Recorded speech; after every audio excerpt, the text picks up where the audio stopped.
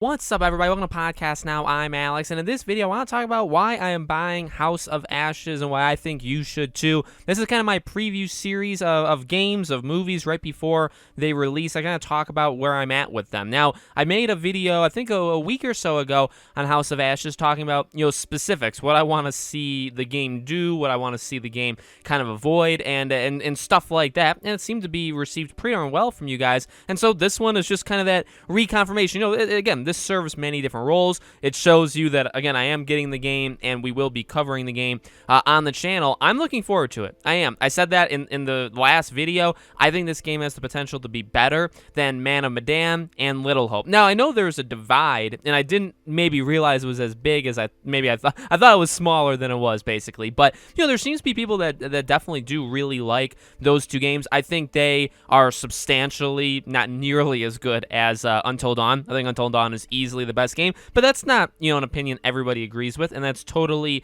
cool. I think they've gotten better. Until Dawn, I think, is like the hallmark, and then you had Man of Medan, not good enough, in my opinion, and then Little Hope was, I would say, massive improvement from Man of Medan. Again, maybe that's not agreed upon everywhere either, but that's my personal opinion. Little Hope was definitely better, but it wasn't, again, it still didn't do everything. House of Ashes is again, I mean, it's the new one, but I'm really just hoping it can take that next step. I know people were commenting on the last video saying, well, I guess this game, House of Ashes, has gotten quite a bit of gameplay. I don't remember fully. Well, I do remember the lead up to Man of Medan quite well, and I don't remember it being as seeing as much as we have of House of Ashes. Same thing with Little Hope. I don't think we saw anywhere near as much. Now, I do think streamers and certain people were able to play a little bit of both, where we did get to see that, but I just feel like there's been a lot more publicity on this one, and maybe that's a good, maybe they have more confidence in it, which I really hope they do. Again, the things I'm just hoping for, this cast, I really hope they knock it out of the park. I know I saw some people say that they said, Supermassive on Reddit, that the monsters are real, that they confirmed on an AMA that the monsters are real. Now, I think they could very well be lying. I don't know if they would necessarily confirm that right there, especially if they're going to pull a like a last-second change on us or a last-second surprise. They're not going to spoil that in a Reddit thing. But, if you want to take it at face value, which I don't think there's anything wrong with that, then you have that these monsters are, which, again, like in the last video I said, that's a massive win. I want the things that are happening in House of Ashes to actually be goddamn happening, okay? I'm tired of the bait and switch. I'm tired of it none of it being real whatsoever. The Man of Medan stuff, I mean, it kind of was real, but it kind of wasn't. Little Hope, I mean, just the entire thing, was not happening. So I want these things to have, stakes. So, it's a little small. Really, here's where it boils down, okay, in terms of why I think the game is worth it, why I'm personally getting it. It's $30, okay, and I say this in every single one of these, why I'm buying, why I'm not buying videos. Money is always the last thing I like to kind of bring in, just because everybody's financial situation is different. However, $30, right? So half the price of a normal game. Now you're getting half the, I guess, at least I'm not saying value or quality, but you're getting half the time of a normal game. I mean, I believe the average play time of Man of Medan and Little Hope is about 4 hours. So, I mean, you are getting a 3 to 5 hour game, let's say. Maybe 4 hours, because it is actually somewhat difficult to rush through these games. So let's just say, 3 to 5 hours. That's not a lot of time. And for a lot of people, that's worth like $10. For some people, it's worth $30. For some, it's worth $60. Everybody has their different price point. For me, $30, an easy go in, experience the game, play it for your 4 hours, and then if you want to replay it, see, I think that has been one of the in my opinion, just for my personal, how I play these games.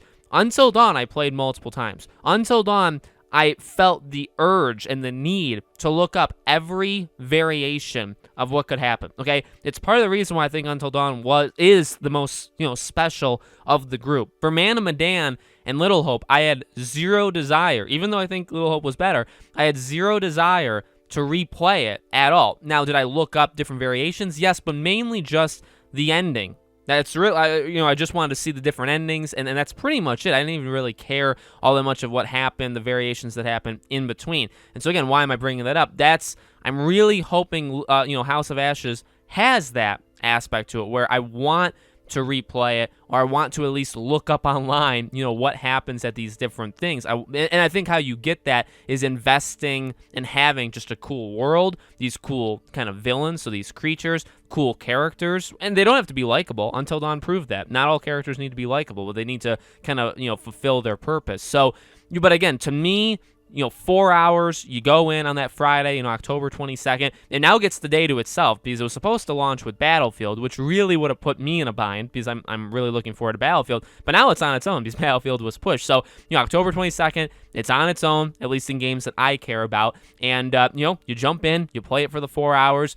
To me, 4 hours of a very, hopefully, solid experience is worth that $30, right? And you get all the things that I kind of want from a game like this, right? Hopefully you can give me the story, the characters, the tension, the gameplay that maybe to some is getting very, very old, to others, and I've said it before, I actually don't mind the gameplay, the quick time events and all that stuff. I do think they made Little Hope, and I said this in the last video, they made Little Hope way too easy. I still messed up. I'm not saying like I 100%ed and I got like every single quick time right. No, but I mean, in the times where you were going to lose a character, it seemed like they made it very apparent, and it seemed very easy to save them. Like you weren't in danger of, messing up when it mattered the most, at least in my opinion. So I'd like to see that change because, again, that kind of adds the stakes to it. But, again, those are all kind of things of what I want from it, not necessarily why I'm buying it. Basically, it's hope. It's funny enough, and that's what I was saying last year, and that's the pun I made quite often, right? Little hope, I'm hoping for it. It is the same thing here, though. I really,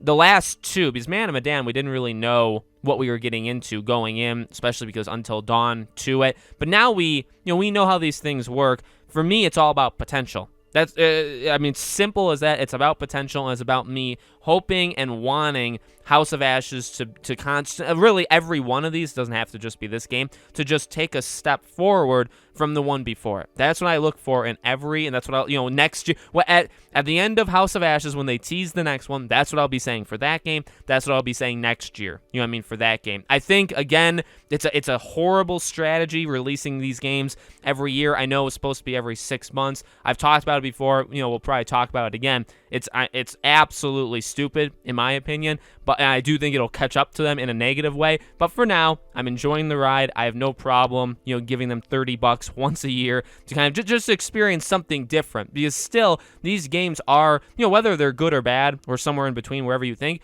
they are just different from other games. We don't get many quick time event games. And I know not many people are not fans of quick time, so maybe they like that, but we don't get that much, in terms of, your choices have consequences. Some games do it really well, some games don't, some games do it in the middle.